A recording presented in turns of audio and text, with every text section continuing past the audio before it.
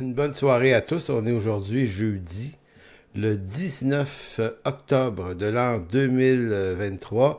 Donc, encore une fois, bienvenue à tous à cette séance 6 de ce cours Persécution, l'Église et le disciple dans lequel on s'intéresse, on réfléchit sur différentes thématiques en rapport avec la persécution de l'Église. On suggère l'hypothèse que des vents contraires se lèvent et puis on n'a pas tellement besoin d'en faire la preuve, mais les choses empirent un peu plus à chaque année. Donc on se dit que ça va amener à des situations probablement assez difficiles dans un futur plus ou moins proche et dans certains endroits, même en Occident, les chrétiens se font brasser pas mal. Donc, comment on se prépare à ça, hein? Puis comment on se prépare bibliquement? Parce que, en ce qui nous concerne, c'est la seule option qui nous est donnée, c'est de regarder l'Écriture et de remarquer ce qu'ont fait les apôtres et les prophètes. Quelle a été leur réaction à eux dans des moments semblables? Donc, ils sont notre inspiration. Donc, si vous voulez bien, en rétrospective, la semaine dernière, on avait vu 3 sujets. Le premier est en rapport avec la souveraineté de Dieu. Donc, ça s'intitulait le temps de Dieu comme unique mesure de la réalité humaine. Donc, réalité humaine, c'est-à-dire l'histoire de l'homme. Mais ce qu'on a voulu surtout montrer, c'est que l'histoire de l'humanité est en réalité l'histoire de Dieu. C'est-à-dire que c'est lui qui a créé cette histoire, ce temps et cette matière et ce lieu dans lequel on existe. Donc, c'est lui qui est maître du dessin et du narratif de l'histoire de l'homme. Donc, nous, on marche avec lui dans quelque chose qui lui appartient. Donc, c'est intéressant de savoir que quoi qu'il arrive, ne serait-ce que des bons temps comme des moins bons temps, ils seront toujours assujettis à sa volonté. On a parlé également de ce fameux texte de Matthieu 16, le séjour des morts est vaincu. Hein? Le séjour des morts ne prévaudront point contre l'Église. On a vu ça également à la séance 5 et on avait vu également toute la question de la doctrine de l'adoption. Nous sommes enfants de Dieu. Donc, c'était ici une tentative de resserrer notre appartenance, de la comprendre mieux. On n'est pas étranger à Dieu, on est étranger maintenant sur cette terre, mais on est gens, des citoyens, des gens de la maison de Dieu, par adoption.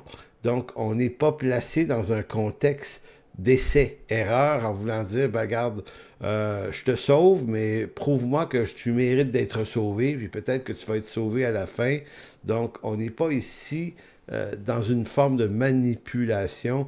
Dieu nous a réellement sauvés. En tout cas, tous ceux qui sont sauvés le sont pour de vrai et pour l'éternité. Et Dieu prend soin de ses enfants. Il les corrige parfois lorsqu'ils s'égarent loin de lui, mais un enfant de Dieu reste un enfant de Dieu. Donc ça, c'était la semaine dernière.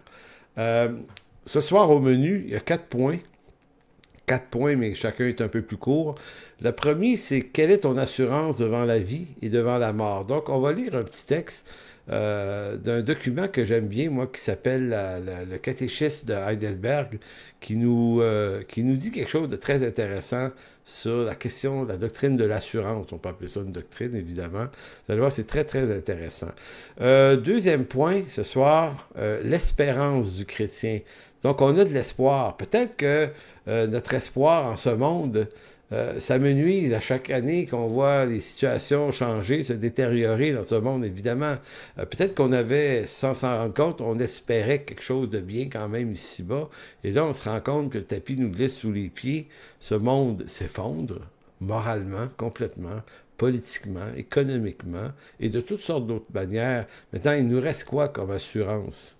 Ben, évidemment, notre assurance, elle doit être en Jésus-Christ, seul, et comprendre que si les hommes et les femmes et les gens de ce monde et ce monde lui-même peuvent nous décevoir, être désespérants à la limite, eh bien, on peut placer en Jésus notre espoir et lui ne nous décevra pas, bien qu'il ne fera pas tout ce qu'on veut. Voilà. Troisième point, on va regarder certains textes qui nous disent ceci, mais notamment dans la lettre de Paul à Philippiens, réjouissez-vous toujours dans le Seigneur, je le répète, réjouissez-vous. Donc, on va regarder ce texte-là de près. Et ensuite, on va parler d'un autre texte également, très intéressant, où Paul va dire « Je puis tout par celui qui me fortifie ». Je puis tout par celui qui me fortifie. Donc, ces deux derniers titres-là, réjouissez-vous toujours dans le Seigneur, je puis tout par celui qui me fortifie, sont très intéressants parce que c'est toujours la question de d'où vient notre joie. Est-ce qu'elle vient des circonstances de cette vie? Évidemment, oui, il y a des moments heureux dans cette vie, il y a des moments malheureux. Notre joie peut être affectée. Mais quand l'apôtre Paul dit de se réjouir toujours dans le Seigneur, à un moment de sa vie où lui-même était emprisonné, on doit comprendre que la résonance de ce texte-là ou de cette intention-là, il y a quelque chose pour nous. Ça veut dire que Paul, malgré des moments de persécution, ne perdait pas sa joie. Les circonstances pouvaient le mettre dans des tristesses quelquefois, mais c'est un peu comme si sa joie, sa réjouissance finit toujours par triompher. Par celui qui me fortifie, Jésus-Christ. Donc, qu'est-ce que ça veut dire, cette expression-là, si tant est qu'on devait vivre des problèmes, des troubles, traverser des périodes difficiles, que ce soit par la persécution, mais la maladie, la détresse ou différents types de revers dans la vie, que veut dire cette promesse? Je puis tout par celui qui me fortifie. Donc voilà, c'était en quelque sorte ce qu'on va voir ce soir. Premier point, quelle est ton assurance devant la vie et devant la mort? Donc, voyant notre monde se détériorer à vue d'œil un peu plus chaque année, nous ne pouvons ignorer que les effets de cette détérioration finiront bien par nous atteindre. Plus personnellement dans notre foi. On est habitué peut-être de lire des trucs sur la persécution ailleurs dans le monde. Je me souviens, avant la chute du mur de Berlin, on entendait ce qui se passait en Russie, notamment en Allemagne de l'Est, en Chine et ailleurs. Donc c'était ailleurs, ça, les persécutions en Afrique aussi, quelquefois. Maintenant, on se dit, OK, mais ça s'est approché de nous. Donc, qu'est-ce qui se passe pour nous dans ça? Habitués que nous sommes, je dirais, au confort que les richesses de l'Occident nous apportent, il est impératif maintenant d'apprendre à réfléchir dans ce contexte-là, à une des plus importantes questions, c'est que vais-je faire le jour où je pourrais être privé de mes conforts habituels, de mes richesses, de mes droits, de mes libertés, bref, qui me permettent de vivre ma foi librement en ce moment. Qu'est-ce que je fais au jour où je ne peux plus compter là-dessus? Vous savez, jusqu'à maintenant, j'ai placé, comme vous, là, on a placé notre foi en Jésus-Christ. Mais ça, on l'a fait dans des conditions idéales, des conditions gagnantes où le christianisme faisait partie de la culture. Donc, cette foi que j'avais en Jésus-Christ était protégée par les lois de l'État, qui protégeaient mes droits et libertés et ma liberté de conscience de croire comme je veux, en quoi je veux. Mais on sent une détérioration de ça, notamment sur le christianisme, c'est encore plus évident. Donc, si ma confiance en Dieu, j'ai appris à la vivre dans un contexte de protection de l'État, qu'est-ce qui arrive le jour où cette protection, je la perds? Ma confiance en lui s'appuyait sur les conforts du siècle présent et je me suis habitué à ça. Je me suis habitué à ce que tous mes besoins soient rencontrés par le moyen de mes richesses aussi. On est en Occident, on a des bonnes jobs, on a des belles maisons, on a tout ce qu'il faut là, pour être bien. Donc, il me faut honnêtement réfléchir au jour où je pourrais perdre ces conforts qui viennent des valeurs du siècle présent et pour n'avoir plus que Christ comme l'unique source de ma confiance, de mon assurance. Donc, le catéchisme de Heidelberg, si vous avez jamais lu ce document-là, c'est fameux, là, le catéchisme de Heidelberg font partie des documents de référence de notre Église, l'Église en chemin. Chapitre 1, ça pose la question suivante, puis il y a 4 réponses à la question. Ça nous dit, quelle est ton assurance dans la vie comme dans la mort? J'ai remarqué pour la première fois en lisant ça ce matin que c'est pas juste quelle est ton assurance devant la mort, parce qu'évidemment, devant la mort, il y a quelque chose d'effrayant, là. Il y a de l'inconnu, bien qu'on sait qu'on est sauvé, mais en même temps, on se dit, ouais, mais écoutez, personne ne dira qu'il n'y a pas une petite nervosité arriver devant ce couloir de la mort pour nous. Mais la question est plus complète. Quelle est ton unique assurance? ton unique assurance dans la vie, comme dans la mort, dans les deux. Puis ton assurance dans la vie, c'est-à-dire dans cette vie, toujours vivant, toujours présent, mais une vie qui puisse être aussi extrêmement affectée par toutes sortes de revers, de difficultés. Donc, c'est ça, là, c'est quoi mon assurance, autant au jour de ma mort, devant la mort, que devant l'obligation de poursuivre cette vie avec difficulté. Donc, les 4 réponses sont les suivantes. C'est que dans la vie comme dans la mort, j'appartiens corps et âme, non pas à moi-même, mais à Jésus-Christ qui est mon fidèle sauveur. Ça, c'est la première réponse. La deuxième, à quelle est ton unique assurance dans la vie comme dans la mort, c'est que par son sang précieux, il a totalement payé pour tous mes péchés. Il m'a délivré de toute puissance du diable. Très fort. Tu sais, je suis vraiment blindé en lui. Troisième réponse, à quelle est ton unique assurance dans la vie comme dans la mort, c'est que il me garde si bien qu'il ne peut tomber un seul cheveu de ma tête sans la volonté de mon Père qui est dans les cieux et que toutes choses doivent concourir à mon salut. Donc, quand j'appartiens au Seigneur Jésus, là, puisque Dieu s'intéresse au calcul du nombre de cheveux qui tombent de ma tête et dans mon cas, c'est quand même pas mal. Si Dieu se préoccupe de ça, il se préoccupe d'autant plus de ma personne, de mon cœur, de mon âme. Donc, quelle est mon assurance devant la vie comme dans la mort? Ben, c'est qu'il me garde. Et la dernière réponse, à quelle est ton unique assurance dans la vie comme dans la mort, c'est pourquoi, par son Esprit Saint, il m'assure la vie éternelle et me rend prêt et disposé à vivre désormais pour lui de tout mon cœur. Et je rajouterais, malgré les circonstances. Donc, c'est très intéressant, toute la question de l'assurance. Maintenant, allons vers l'espérance. C'est un peu proche de l'assurance. L'assurance nous parle d'une certitude. Hein? J'ai l'assurance. Je suis donc certain de. Et l'espérance ici, c'est dans ce qui devance peut-être un peu l'assurance. Qu'est-ce qui fait que j'ai de l'assurance? Ben, c'est mon espérance, mon espoir. Donc, quelle est l'espérance du chrétien? Dans sa première lettre, l'apôtre Jean nous parle de ça. Allez dans 1 Jean 3, 1 à 3, c'est un texte que vous connaissez.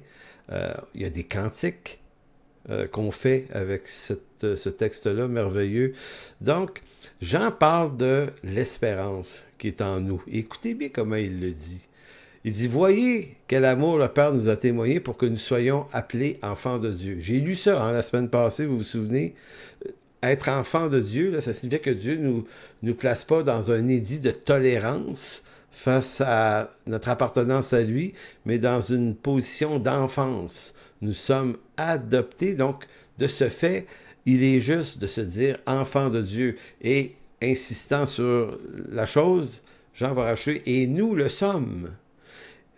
Si le monde ne nous connaît pas, c'est qu'il ne l'a pas connu. Donc, en d'autres mots, le monde ne reconnaît pas notre appartenance à la famille de Dieu, mais s'ils ne le reconnaissent pas, c'est parce qu'ils n'ont pas connu Dieu. Bien-aimés, verset Dieu, nous sommes maintenant enfants de Dieu, et ce que nous serons n'a pas encore été manifesté. Oui, on est dans un corps de misère, un corps de mort, dans un monde qui s'égare. Évidemment, ce qu'on est dans cette plénitude, on ne le vit pas encore, mais on le vit en espérance. C'est pour ça qu'il va dire, mais nous savons que lorsque cela sera manifesté, nous serons semblables à lui, parce que nous le verrons tel qu'il est.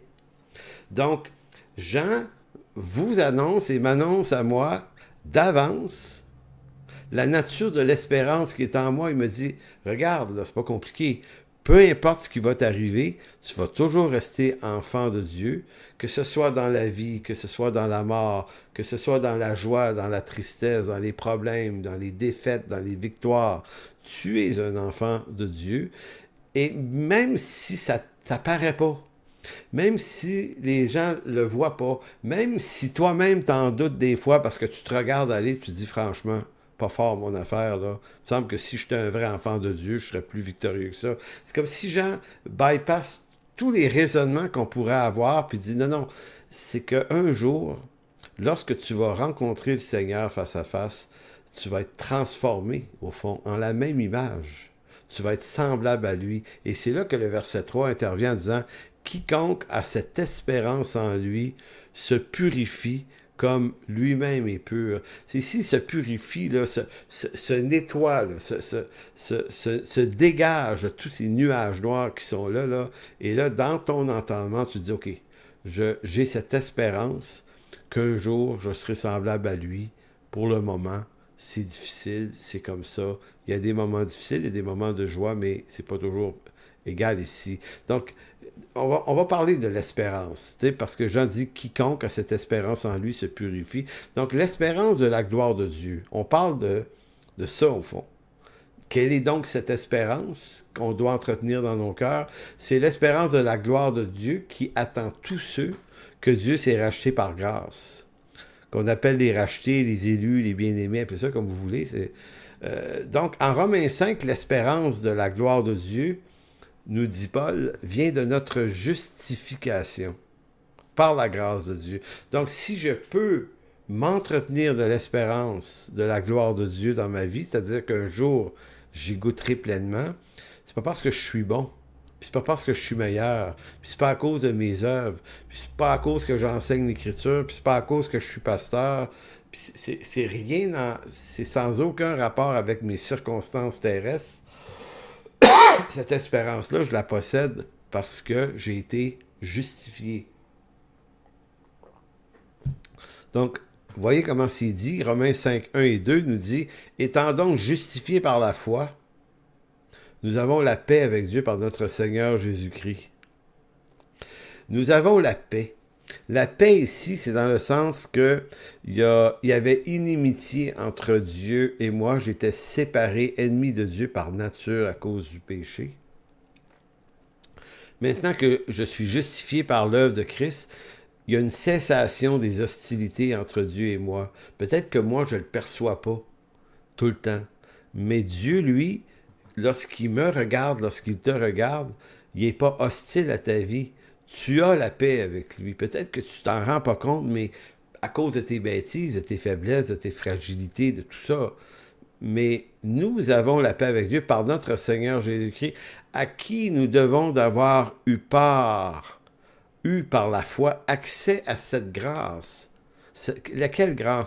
La grâce d'avoir la paix avec Dieu. C'est une grâce. C'est une grâce de ne plus être appelé ennemi de Dieu, mais d'être appelé enfant de Dieu. Donc, c'est par ce que j'ai été justifié, étant donc justifié, j'ai été déclaré juste. Je ne suis pas par moi-même juste. Je pense qu'il y a une différence entre dire je suis juste et dire je suis justifié.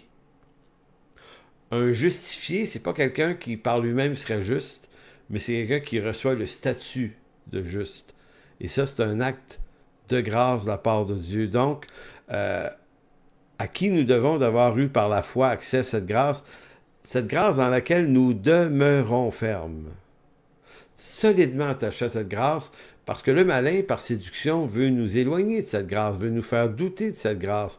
Les événements dans nos vies nous font douter de cette grâce, parce que tout est là pour nous faire douter de la bonté de Dieu, de la grâce et de l'amour de Dieu à notre égard. Mais Paul dit non, tenez ferme. Il dit, et nous nous glorifions, et c'est là revient l'espérance, revient la notion d'espérance, nous nous glorifions dans l'espérance de la gloire de Dieu. C'est fort comme affirmation. Nous tirons notre gloire, dit-il, du fait que nous, on a la paix avec Dieu et qu'un jour, on va entrer dans cette gloire. C'est là toute notre espérance. Donc, notre espérance, la richesse de notre espérance est immensément plus grand que le désespoir de nos pauvres vies ici-bas. Dans sa lettre aux Colossiens, l'espérance de la gloire vient de ce que Christ vit en nous. Parce que vous voyez que l'espérance, vous voyez ici, en Romains 5.1, en 1 Jean 3.1 à 3, au verset 3, l'espérance, c'est d'être appelé enfant de Dieu. En Romains 5.1, l'espérance, c'est qu'on a la paix avec Dieu et on s'en glorifie. Et là, un autre texte où la gloire de Dieu, ici, ou l'espérance de la gloire de Dieu, c'est parce que Christ vit en nous. Donc, j'ai trouvé ça intéressant de ressortir quelques textes où l'espérance de la gloire, l'expression est présente, mais pour des raisons différentes d'un texte à l'autre. Donc, votre espérance et mon espérance, c'est pas juste que j'ai la paix avec Dieu, donc c'est plus que ça, c'est que je suis enfant de Dieu aussi. Et regardez ici, Colossiens 1, 24 à 27 dit « Je me réjouis maintenant dans mes souffrances pour vous, et ce qui manque aux souffrances de Christ, je l'achève en ma chair pour son corps qui est l'Église, c'est d'elle que j'ai été fait ministre selon la charge que Dieu m'a donnée auprès de vous, afin que j'annonçasse pleinement la parole de Dieu, le mystère caché de tout temps et dans tous les âges, mais révélé maintenant aux saints, à qui Dieu a voulu faire connaître quelle est la glorieuse richesse de ce mystère parmi les païens, savoir Christ en vous, l'espérance de la gloire. » Donc ici, c'est un autre angle de l'espérance de la gloire. Paul est dans les souffrances, ici, il le dit, mais vous ne sentez pas que ces souffrances triomphent. Elles sont là, elles ne semblent pas disparaître, mais elles ne triomphent pas. Elles sont, dit-il, elles achèvent quelque chose dans l'œuvre de Christ. Et ça lui permet d'annoncer pleinement la parole de Dieu. Maintenant, il dit aux Colossiens, l'espérance de la gloire pour vous, Colossiens, qu'est-ce que c'est? C'est que Christ vit en vous. Donc, on a vu que l'espérance de la gloire, en 1 Jean 3, c'était, on est adopté, on est enfant de Dieu. On a vu dans Romains 5, 1 à 3, que l'espérance, c'est le fait d'être en paix avec Dieu puis d'être justifié. Ici, l'espérance de la gloire, c'est Christ qui vit en nous. Donc, cette appartenance à cette espérance et à la famille de Dieu n'est pas un défi à atteindre par mon effort. C'est pas quelque chose que je dois conquérir. C'est une grâce du Seigneur qui m'est accordée richement en lui. Parce que je sais qu'on va se mettre toutes sortes de programmes trompeurs pour essayer de ceci, cela, les clés de ceci, les clés pour ouvrir les portes de ci, de ça. Mais un instant, là, il y a des combats dans la vie chrétienne, certes, mais le salut et toutes les bénédictions qui l'accompagnent ne sont toujours données que par l'effort de l'œuvre de Dieu qui fait en sorte que cette richesse m'est gratuitement accordée. Tournez maintenant dans Éphésiens 1,16. Un autre texte qui parle de l'espérance. L'apôtre Paul priait pour que les Éphésiens puissent connaître la pleine richesse de l'espérance, dit-il, qui s'attache à cet appel. Non pas l'appel vocationnel ici, mais l'appel au salut. Donc, excusez-moi, là, je ne sais pas ce qui me pogne de tousser de même, j'ai pourtant pas la grippe, mais bon. Éphésiens 1,16, il dit « Je ne cesse de rendre grâce pour vous, faisant mention de vous dans mes prières. » Pourquoi Paul priait-il? Qu'est-ce qu'il demandait à Dieu pour les Éphésiens? C'est afin que le Dieu de notre Seigneur Jésus, le Père de gloire, vous donne un esprit de sagesse et de révélation dans la connaissance. Qu'il illumine les yeux de votre cœur pour que vous sachiez quelle est l'espérance qui s'attache à son appel, quelle est la richesse de la gloire de son héritage qu'il réserve aux saints, et quelle est envers nous qui croyons l'infinie grandeur de sa puissance se manifestant avec efficacité par les vertus de sa force. Verset 18, qu'il illumine les yeux de notre cœur pour que vous sachiez quelle est l'espérance. Donc vous voyez que chez les apôtres, autant Jean que Paul, ça revient, ça, l'espérance. Qu'est-ce que c'est, au fond, l'espérance, là? L'espérance, c'est d'être en train de vivre dans une condition qui fait que je ne goûte pas entièrement à ce qui m'est promis, mais je le regarde de loin. Je vois que c'est quelque chose de loin, mais l'apôtre Paul et Jean disent, oui, mais pensez-y, réfléchissez à ça, parce que si on devait traverser des moments très difficiles, comme Paul, dans un cachot quelconque, meurtri, blessé, qu'est-ce que je dois repasser dans mon cœur? Ben, c'est la qualité de l'espérance qui s'attache à cet appel qu'il réserve aux saints. Et vous remarquerez, l'apôtre Paul, ici, et c'est souvent le cas dans ses prières, ne prie pas à la sauce charismatique, ben gros, là. C'est pas là, là. Il prie pour que cette révélation de l'espérance qui s'attache à son appel, soit de plus en plus révélé dans leur cœur. Donc lui, là, je veux que vous compreniez toute la profondeur de ce que ça veut dire, parce que c'est ça votre espérance. Donc, c'est dans la richesse d'un cœur illuminé que nous saurons quelle est l'espérance qui s'attache à l'appel du salut et quel est l'héritage qui est réservé aux saints dans les cieux. C'est dans ce contexte que nous serons à même d'envisager la persécution ou toute détresse dans une nouvelle perspective qui n'est plus nourrie par la colère, par les ressentiments, ni même les regrets, et encore moins la, le ressentiment contre ceux qui nous persécutent.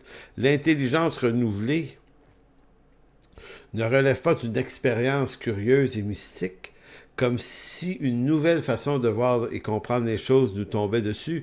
Il y a comme une révélation, mais c'est une révélation qui s'accompagne d'une réflexion de l'Écriture, qui, par l'Esprit Saint, nourrit en profondeur cette révélation sur notre posture en Jésus-Christ. En fait, c'est plutôt que puisque nous sommes des enfants de Dieu, nés de nouveau, adoptés dans la famille de Dieu, en paix avec Dieu, justifiés par sa grâce, nous possédons une nouvelle sorte de vie en Jésus-Christ qui se nourrit de l'Écriture, de la parole qui vient meubler notre cœur, d'une nouvelle information que l'homme naturel ne connaît point. L'Écriture est à ce point importante que celui qui la néglige ne peut qu'avoir une vie chrétienne pauvre, pauvre en vitamines. Donc, l'apôtre Paul le disait, ça, vous connaissez probablement ce texte, 1 Thessaloniciens 2,13. Je dis 1 Thessaloniciens, je me demande si c'est pas 2 Thessaloniciens 2,13. En tout cas, c'est un des deux, peu importe. Il va dire, c'est pourquoi nous rendons continuellement grâce à Dieu de ce qu'en recevant la parole de Dieu, que nous vous avons fait entendre, vous l'avez reçue non comme une parole des hommes, mais ainsi qu'elle est véritablement comme la parole de Dieu. Et là, remarquez le petit bout de phrase, parole de Dieu qui agit en vous qui croyez. Je trouve ça très intéressant. Moi, dès ma jeune vie chrétienne, je me souviens d'avoir été subitement interpellé par ce texte-là.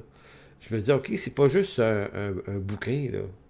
C'est un bouquin qui doit littéralement affecter ma réflexion continuellement parce que tout est là. Je ne peux pas changer mon propre cœur, mais mon propre cœur peut être changé par une parole qui vient d'ailleurs, qui, révélée, vivifiée par l'Esprit Saint, vient transformer des réflexions dans ma vie. Donc, bien souvent, c'est des victoires sur des péchés qu'on a besoin. On aime les petits coups vite. On s'avance en avant, prie pour nous, imposer les mains. On est dans un monde rapide. C'est du fast-food.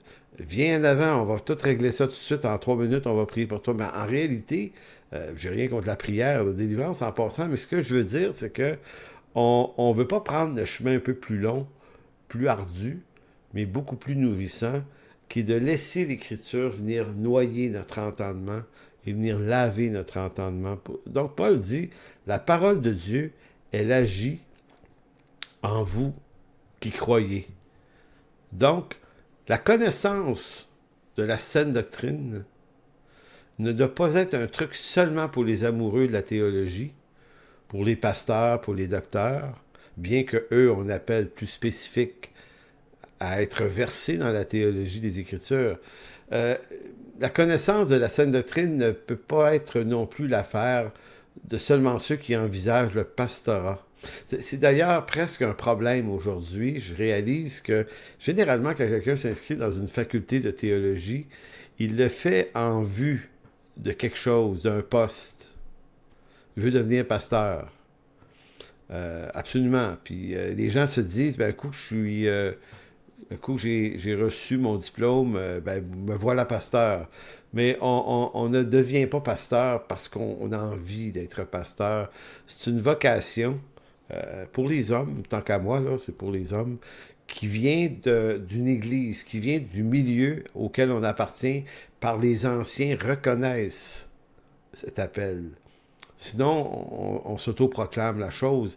Dans Acte 13, même l'apôtre Paul a rien prétendu sur lui-même jusqu'au jour où le Saint-Esprit a dit aux anciens d'église d'Antioche, « Mettez-moi à part Barnabas et Paul. » Donc Paul, le grand Paul, lui-même passe à travers les arcanes, du développement, d'un appel.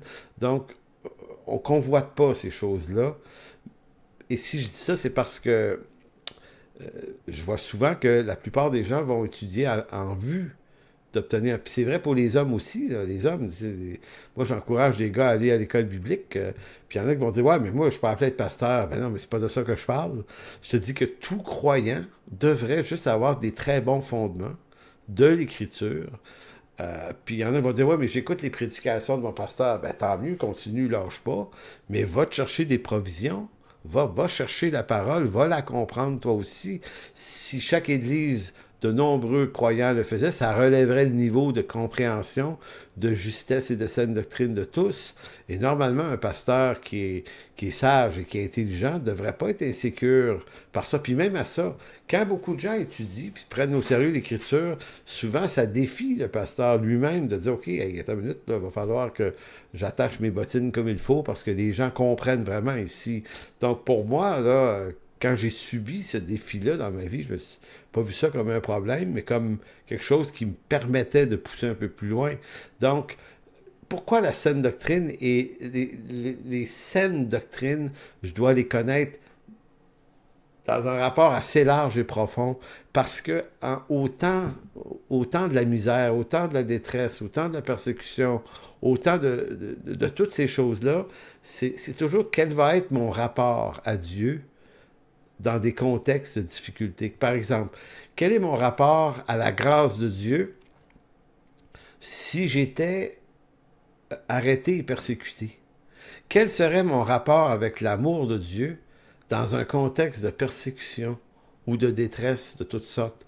Quel serait mon rapport avec la bonté de Dieu si je suis placé dans un contexte de rejet, de persécution, de détresse? En d'autres mots, est-ce que je suis dans l'incertitude de la bonté de Dieu? Je me disais, hey, si Dieu était bon, il ne m'aurait pas permis que je sois ici. Non, Dieu cesse d'être bon, même si je devais subir des mauvais traitements. Donc nous, on remet Dieu et son caractère et sa fidélité en question, alors que ça n'a pas à être remis en question. Ça fait partie du plan de Dieu qu'on puisse quelquefois souffrir. Paul disait, je souffre pour vous. J'accomplis dans mon corps les souffrances qui manquent aux souffrances de Christ. Donc, l'idée qu'on aurait la capacité de prier, de chasser au nom de Jésus toute situation qui serait contraire à notre bien-être et à notre confort, c'est de la bouillie pour les chats. C'est une invention récente. Non. Donc, quel est mon rapport au pardon de Dieu, de mes fautes, dans un contexte de détresse, de persécution, de difficulté? Quel est mon rapport à la foi, à la confiance en Dieu en contexte de persécution? Hey, je me dis-tu, j'ai manqué de foi, c'est pour ça que je suis ici. Ou, hey, ouais, mais ça me donne quoi d'avoir la foi si Dieu me laisse tomber ici, m'abandonne, j'ai l'impression d'être abandonné. Voyez-vous, quel est mon rapport aux promesses de Dieu en contexte de persécution ou de détresse? Quel est mon rapport à la paix de Dieu en contexte de détresse ou de persécution? Voyez-vous, c'est toujours la même phrase, mais le sujet change. Quel est mon rapport à la souveraineté de Dieu dans un contexte de persécution? Parce que Dieu étant souverain aurait vraiment pu empêcher qu'un tel malheur me tombe dessus, mais il ne l'a pas empêché. Est-ce que ça signifie qu'il est moins souverain que je pensais? Ou je comprends que dans sa souveraineté, l'événement fait partie de son dessein. Et si ce qui m'arrive est une injustice profonde, qui vient de la méchanceté réelle de quelqu'un, cette personne-là, c'est pas Dieu qui l'a rendue méchante. Elle est naturellement animée par sa propre méchanceté, devra aussi rendre compte du mal qu'elle m'a fait, mais le mal qu'elle m'a fait, Dieu, lui, est capable de le changer en bien. Quel est mon rapport à la providence de Dieu? Hein? Je montrais dernièrement, je ne sais pas si je l'ai pas loin, mais le fameux bouquin de Providence de Dieu de John Piper, qui est vraiment un must. Providence de Dieu, John Piper. Maintenant, quel est mon rapport à cette providence, c'est-à-dire à l'action de Dieu ici et là dans ma vie de tous les jours, si tant est que cette providence m'amenait à être dans la prison, dans une prison ou dans une situation de détresse. Donc, voyez-vous, qui donc est Dieu pour moi en contexte de persécution, de malheur, de détresse, de toutes sortes? Donc, c'est ça qui est intéressant. La saine doctrine, je dois la maîtriser. Donc, ici, on a vu là, les différents thèmes, la grâce, l'amour, la bonté, la fidélité, le pardon, la foi, les promesses, la paix, la souveraineté, la providence. Ce sont tous des doctrines de premier plan que je dois assez bien comprendre parce qu'au jour de la détresse, je vais être obligé d'y réfléchir autrement. En ce moment, je réfléchis à ces sujets-là dans le confort de mon salon, sachant que je vais bien manger ce soir puis que tout va bien. Donc, mais ces mêmes sujets-là, lorsque je suis dans un contexte de rejet, de persécution, de difficulté, là, il y a une nouvelle odeur là, qui vient s'installer. Donc, en fait, au jour du malheur, je devrais être certain des fondements de foi et de doctrine qui soutiennent ma foi. Est-ce moi qui porte Dieu ou est-ce Dieu qui me porte? Ça, c'est la grande, grande, grande question. Qui porte qui? Je raconte souvent cette histoire-là quand j'arrive ici dans ce cours, c'est qu'il y avait cet homme vieux juif, et toute la famille qui un jour se convertissent au christianisme, commencent à visiter une église chrétienne. Ils sont là, puis un jour, le grand-père, qui était âgé tout près de 80 ans, entre dans une période de maladie assez grave. Il devient comme, il fait un peu d'amnésie, de problèmes tous les problèmes avec la perte de mémoire, la sénilité, la vieillesse, voire la démence. Et un jour, le vieux, comme ça, à l'hôpital, son lit de mort, il dit à son fils, qui est chrétien, il dit, peux-tu appeler le rabbin? Là, il dit, mais papa, on n'est plus dans le judaïsme, on est chrétien maintenant. Je vais plutôt appeler le pasteur. Et il dit, ben non. Il dit, on n'est pas chrétien. Comprenez-vous, les problèmes d'Alzheimer et de problèmes de mémoire, là, ça fait qu'on perd la mémoire sur les choses récentes, plus récentes. On se souvient des choses de notre jeunesse. Puis moi, j'ai vécu ça avec mon père quelques années. Quand il était très malade, j'allais le visiter. Si je voulais avoir une vraie discussion vraiment intéressante avec lui, je lui parlais de Albertville, un petit village où on a vécu en Gaspésie dans les années 60. J'étais très, très jeune. Là. Et puis là, la mémoire lui fonctionnait à 100%. Donc, ce vieux juif-là, c'est la même chose. Il ne se souvient pas qu'il est chrétien. La grande question éthique que ça pose, va-t-il être sauvé, bien qu'il a oublié la journée de son salut? Certains diraient, ben oui, mais il n'est pas capable de persévérer jusqu'à la fin, être sûr qu'il est sauvé, il ne doit pas l'être. Mais non, il est sauvé parce que son salut ne dépend pas de lui, ni de la qualité de sa mémoire. Écoutez, s'il fallait que la maladie et la mémoire l'emportent sur la grâce de Dieu, ben la grâce de Dieu et la puissance de Dieu ne seraient pas puissantes pantoute. Il faut que Dieu et son salut triomphent de toute la faiblesse qui s'incarne dans la détresse de nos vies, physiques, mentales. Dieu nous a sauvés corps et âme. Donc c'est sûr qu'à un moment donné, il y a des morceaux qui vont se mettre à mal fonctionner, puis on va se détériorer. Ce qui est mon espérance, c'est pas que je dois rester alerte jusqu'au bout, c'est que Dieu, lui, est le garant de mon salut. Philippiens 4:4 à 9, et là, je prends le temps de vous dire que l'apôtre Paul était en prison à Rome au moment où il a écrit ce texte, ou à tout le moins il est en prison. Et que dit-il? Parce que les auteurs qui font des commentaires, qui ont écrit des commentaires sur la lettre de Paul aux Philippiens, vont souvent appeler ce commentaire-là la joie, la réjouissance. J'ai une couple de livres, j'ai remarqué, c'est l'épître de la joie.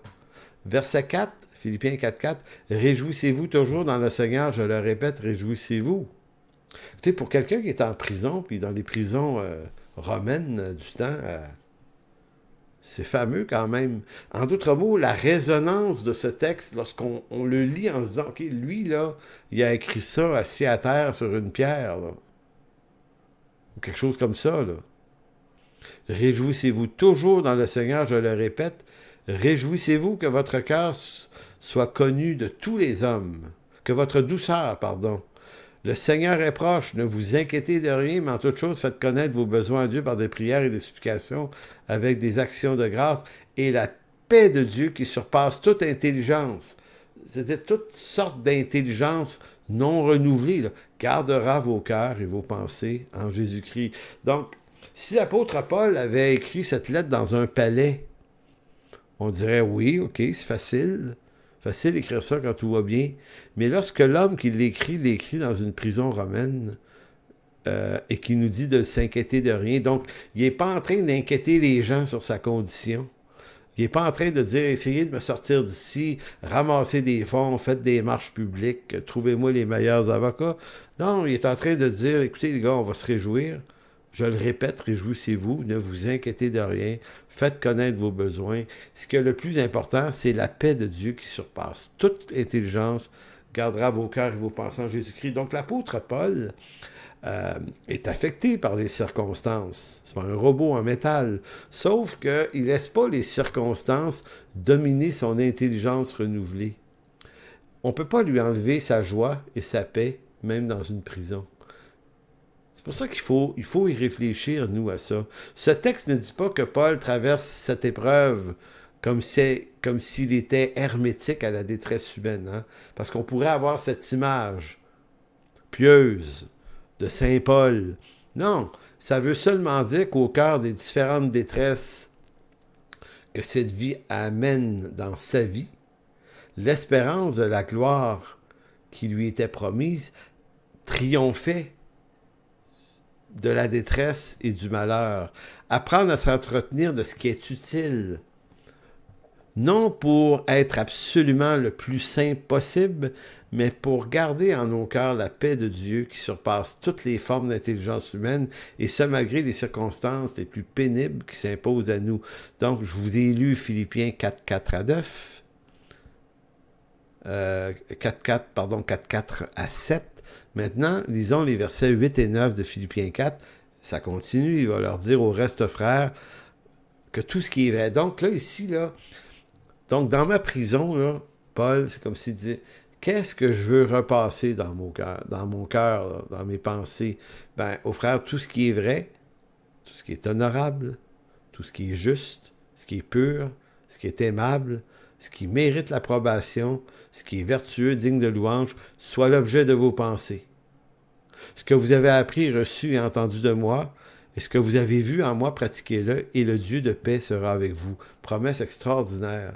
Donc l'apôtre Paul, en prison, il réfléchit, puis il y a des choses qui sont l'objet de sa pensée. Donc, il n'est pas trop en train de réfléchir à « c'est la faute à qui si je suis là? Qu'est-ce qu'on aurait dû faire pour pas que je sois là? » J'aime pas la face du garde, il m'a sacré une claque hier parce que c'est un gardien romain. Comprenez-vous? J'ai été maltraité, j'ai pas aimé le repas que j'ai mangé, j'ai pas aimé ci, j'ai pas aimé ça. Tu sais, être dans tout ce qui affecte mon humeur. Non, Paul dit, ce qui doit être l'objet de nos pensées, spécialement au jour du malheur et de la détresse, c'est ce qui est vrai, ce qui est honorable, ce qui est juste, ce qui est pur, aimable, mérite l'approbation, ce qui est vertueux, digne de louange. Maintenant, ça s'apprend, vous allez dire, ouais, maintenant, c'est beaucoup de choses, là. Écoutez, moi-même, le premier, là, quand je lis ce texte-là, ouais, il faut être fait fort là, pour être capable d'avoir cette discipline. Mais savez-vous que cette discipline, vous pouvez la pratiquer aujourd'hui, demain et après-demain? Les circonstances de la vie nous amènent à toutes sortes de situations. Je vais vous donner un exemple. Hier, il m'est arrivé une chose qui, normalement, me fait toucher les neurones dans la tête avec des flamèches. Je roulais sur ma rue, j'allais à un petit restaurant pas loin, on s'était commandé de quoi, ma femme et moi. Puis là, j'ai décidé d'aller le chercher. Et sur ma rue, à peu près 1 kilomètre plus bas, il y a une personne qui sort de son entrée, comme si j'étais pas là. Tu sais, t'es obligé de mettre les breaks, là, puis ouf, OK. Je n'ai pas passé proche d'un accident, mais c'est juste que c'était comme... Elle aurait pu regarder parce que j'avais priorité, puis c'est dangereux ce qu'elle a fait. Puis ça réveille en nous des sentiments, là, tu sais, là, Maintenant, bon... Je me calme. J'arrive 1 kilomètre plus loin. La personne s'en allait probablement au même endroit que moi, mais ça, on ne peut pas le savoir. Et là, quand j'arrive dans le stationnement, la personne est un peu en avant. Il y a une place de libre. En fait, il y a 2 places de libre. Et je m'enligne pour une place. Et la même personne fait un petit coup vite, me voyant aller là, pèse sur le gaz pour essayer de prendre la place avant moi. Là, il y a eu un peu de fumée. Mes poulies se sont touchées un petit peu. Et là, comment vous dire, je me suis juste dit, garde réel, il n'y a pas de mort, il n'y a pas de blessé. Il y a une autre place là-bas, va juste stationner ton auto là, calme ça, va pas plus loin que ça. Je me suis vraiment dit ça parce que je me dis, c'est utile à quoi me pomper? À rien. Fait que je suis rentré dans le magasin et la personne est restée dans son auto. Et ce que j'ai remarqué, c'est qu'elle n'est pas rentrée dans le magasin. Peut-être qu'elle s'est dit, oh boy, on va à la même place. Je suis peut-être mieux de ne pas rentrer là. Il est là, l'autre. Fait que finalement, moi, je suis rentré, j'ai pris ma commande, puis ça a pris 5 minutes. Et j'ai vu que la personne a renoncé, a décidé de ne pas rentrer dans le restaurant, elle est partie. Je me suis dit, c'est bien dommage, parce que si elle était rentrée dans le restaurant, j'en aurais fait aucun cas. Parce que c'est pas nécessaire de toujours faire comme si c'était grave. C'est pas grave. Ça aurait été grave s'il y avait eu un accident, mais là... Puis moi, j'essaie souvent, là, depuis quelques années, de me dire, regarde, apprends à marcher avec Dieu, suis les conseils de l'apôtre Paul, calme-toi, sois vertueux, ce qui mérite l'approbation, ce qui est vrai, entretiens-toi des bonnes choses. Et le texte de Philippiens de l'apôtre Paul, chapitre 4, on vient de lire les versets 8 à 9, ça se poursuit. Il va dire au verset 10, « J'ai éprouvé une grande joie dans le Seigneur, encore le mot joie, de ce que vous avez pu enfin renouveler l'expression de vos sentiments pour moi. Vous y pensiez bien, mais l'occasion vous manquait. Ce n'est pas en vue de mes besoins que je vous dis cela, car j'ai appris. » Et là, il y a quelque chose de riche ici. L'apôtre Paul va dire à plusieurs reprises, « J'ai appris et je sais vivre. » Donc, il est en prison. Souvenez-vous de ça. Il dit, « Ce n'est pas en vue de mes besoins que je dis cela, verset 11, car j'ai appris à être content. » Content, là, c'est-à-dire être dans le contentement. Même mot qui est utilisé dans la lettre de Paul à Timothée, le contentement. Donc, j'ai appris à être content de l'état où je me trouve. C'est quoi l'état dans lequel il se trouve? Ben, c'est la prison. Verset 12, « Je sais vivre dans l'humiliation et je sais vivre dans l'abondance. En tout et partout, j'ai appris. J'ai appris à être rassasié et à avoir faim. À être dans l'abondance, à être aussi dans la disette. Je puis tout par celui qui me fortifie. Cependant, vous avez bien fait de prendre part à ma détresse. » Donc, l'apôtre Paul n'est pas dans la négation, dans le déni de sa détresse. Il dit, « Hey, vous avez vraiment bien fait néanmoins de prendre part à ma détresse. Je suis dans la détresse, bien que ma détresse ne me prive pas de ma joie. » Pourquoi? Parce que j'ai appris. Fait que cette affaire-là est importante pour moi dans ce cours, parce que lorsque j'ai commencé les premières heures de montage de ce cours-là, c'était un des premiers textes que je devais prendre. Il s'est retrouvé à la page 36 de mes notes parce qu'il s'est ajouté beaucoup de choses, mais j'ai été beaucoup édifié et instruit quand j'ai réalisé que l'apôtre Paul parlait que pour apprendre à vivre dans l'humiliation, il faut apprendre.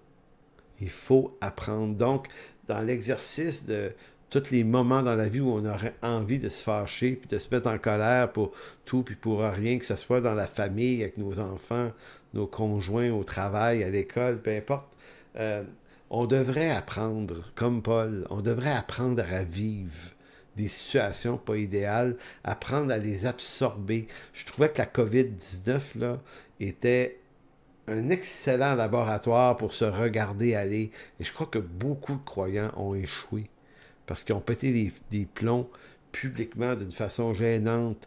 Maintenant, oublions ça, là, ce qui est arrivé par la grâce de Dieu. Maintenant, reprenons pied là, dans la marche avec Dieu, puis disons-nous, OK, maintenant, là, je vais apprendre à me calmer, sachant qu'il y a un Dieu souverain qui veille sur moi. Donc moi, j'aime beaucoup l'équilibre de tout ce texte de Philippiens 4, versets 4 à 14. Je vous encourage à relire 4 à 14, 11 versets. Relisez ça tranquillement, humectez ça, absorbez l'odeur de ce texte-là il y a une richesse d'apprentissage vers la maturité qu'on trouve rarement aussi richement dans quelques versets. J'aime l'équilibre dans ce texte entre la joie que manifeste l'apôtre sans pour autant nier la détresse malheureuse dans laquelle il se trouvait. Vous avez bien fait de prendre part à ma détresse. Donc, ils l'ont aidé. Fait que ça l'a béni, ça. Donc, il n'est pas en train de jouer au super saint que rien, à qui rien ne fait mal. Nous n'aimons pas entendre la souffrance d'un frère ou d'une sœur blessé parce que souvent cela réveille peut-être en nous le souvenir de nos propres échecs et le souvenir de notre souffrance que nous avons enterrée. Maintenant, une des raisons de l'Église, et de l'Église locale en particulier, les frères, les sœurs, c'est qu'on puisse participer à leur souffrance et qu'ils puissent participer à notre souffrance. C'est pour ça que je vous encourage beaucoup, si ce n'est pas le cas, à retourner dans une église locale, si vous n'en avez pas. Ayez une communion de frères et de sœurs parce que au jour de la détresse, vous allez réaliser à quel point ça a énormément de valeur des frères et des sœurs qui nous accompagnent, qui sont là pour nous. Et puis à l'intérieur de l'Église, avec les anciens et tout ce qu'il peut y avoir de saine doctrine et d'enseignement et d'encouragement et de prise en charge, c'est une richesse dont on ne devrait jamais se passer. Et si on s'en passe en ce moment, c'est parce qu'on pense par arrogance qu'on a le moyen de ne pas en avoir besoin. Mais c'est faux. On en a besoin. On va terminer maintenant, les dernières minutes, sur « Je puis tout par celui qui me fortifie ». Souvenez-vous, c'est le verset 13 de Philippiens 4. Il disait « Je puis tout par celui qui me fortifie. Cependant, vous avez bien fait de prendre soin, de prendre part à ma détresse. » Oui, je puis tout par celui qui me fortifie, disait Paul. Mais Paul dit « Je puis tout, mais j'ai quand même besoin que vous preniez part à ma détresse. » Donc, c'est Dieu, mais c'est les frères et c'est les sœurs aussi. Donc, on n'est pas des hyper spirituels. Je puis tout par celui qui me fortifie n'est pas écrit en contexte de recherche de guérison, de délivrance ou d'une foi là, contre toute épreuve, parce que certains le voient que je puis tout par celui qui me fortifie, donc il ne m'arrivera plus rien, là, pas d'épreuve. Ou certains, c'est je puis tout par celui qui me fortifie, c'est l'acquisition de la prospérité, c'est avoir plus de puissance, plus d'autorité sur tout ce que j'aime pas dans ma vie. Non, Paul ne dit pas « je puis tout par celui qui me fortifie » dans ce contexte-là, mais plutôt « celui qui me fortifie », c'est-à-dire le Christ, me fortifie au cœur de mes détresses. Il me fortifie par sa présence, par sa paix, mais il me fortifie aussi par vous qui prenez part à ma détresse. Donc, je puis tout. En d'autres mots, c'est tough, mais ce qui me donne la capacité d'être fortifié pour endurer la détresse, c'est vous tous, frères et sœurs. C'est un peu ça qu'il leur dit. Puis c'est les grâces de Dieu qu'il me donne par la joie qu'il me communique ici. Donc, c'est vraiment, vraiment riche. On parle ici de comment être fortifié par Dieu au moment où l'on traverse des épreuves. Or, le contentement ne se vit pas comme si chacun de nous était une fin en lui-même. C'est à cause et grâce à la présence du corps de Christ, l'Église locale est présent autour de nous que notre espérance, notre paix, notre joie est ravivée malgré l'épreuve. 1 Corinthiens 12, 24-26, texte que je lis de temps en temps, que j'aime beaucoup. Dieu a disposé le corps de manière à donner plus d'honneur à ce qui en manquait, afin qu'il n'y ait pas de division dans le corps, que les membres aient également soin les uns des autres, et si un membre souffre, tous les membres souffrent avec lui, si un membre est honoré, tous les membres se réjouissent avec lui. Donc, Paul nous informe dans 1 Corinthiens 12, 24 ici que les divisions dans l'Église viennent de ce que l'on ne prend pas soin les uns des autres, en fonction des appels, dons, vocations, fonctions qui sont donnés à chacun. Donc, la raison d'une Église locale, c'est pas d'être une usine à projet puis à développement, parce que c'est souvent comme ça, on est des capitalistes du 21e siècle. L'Église locale peut avoir bien des projets, mais tout projet doit être secondaire à la prise en charge des frères et des sœurs. C'est d'abord et avant tout une communauté de foi qui prie, qui s'accompagne ensemble, qui se secourent les uns les autres, qui souffrent avec ceux qui souffrent. Donc, il faut mettre beaucoup de temps à la réalité des rapports humains dans l'Église locale. Et c'est ça qui fait une Église en santé, puis c'est ça qui évite les divisions. C'est pour ça que les divisions viennent... C'est pour ça que Paul, de la façon qu'il dit, afin qu'il n'y ait pas de division dans le corps, mais que les membres aient également soin les uns des autres. C'est intéressant de voir. Divisez-vous pas. Faites pas chacun votre petite affaire, chacun de votre bord. Soyez d'abord présents les uns pour les autres. Donc, on divise le corps de Christ toutes les fois où on ne se donne pas la peine de prendre soin les uns des autres en prenant un peu de la souffrance. Je vais terminer sur cette idée-là en conclusion. Et en conclusion, justement, je vais vous lire la version Sommaire du même texte. OK? Donc, on parle ici de 1 Corinthiens 12, 24. Puis, j'aime ça, la version Sommaire, qui des fois jette un éclairage fort édifiant. Voyez ce que ça dit? Dieu a disposé les différentes parties de notre corps de manière à ce qu'on honore davantage celles qui manquent naturellement d'honneur. Il voulait par là éviter toute division dans le corps et faire que chacun des membres ait le même souci des autres. Un membre souffre-t-il, tous les autres souffrent avec lui. Un membre est-il à l'honneur, tous les autres partagent sa joie. L'image est forte. Compare le corps de Christ à notre corps humain. Si on a mal à une jambe, ben tout notre corps est affecté. Donc notre corps va participer au prendre soin parce qu'il ne peut pas s'en passer de cette jambe-là. Fait qu'il faut que le reste s'intéresse à ce qui se passe dans la jambe. C'est la même chose avec tous les bobos. Mais si on pouvait simplement se donner des églises locales qui adhèrent à se prendre soin, probablement que spirituellement, on aurait beaucoup d'églises qui iraient immensément mieux, beaucoup moins de division, beaucoup moins de tension. Alors, c'est ce qu'on se souhaite. On se souhaite ça parce que, au fond, si des temps difficiles viennent par prendre de plus en plus de place dans la vie, dans notre vie chrétienne, mais qu'est-ce qu'on va avoir surtout besoin?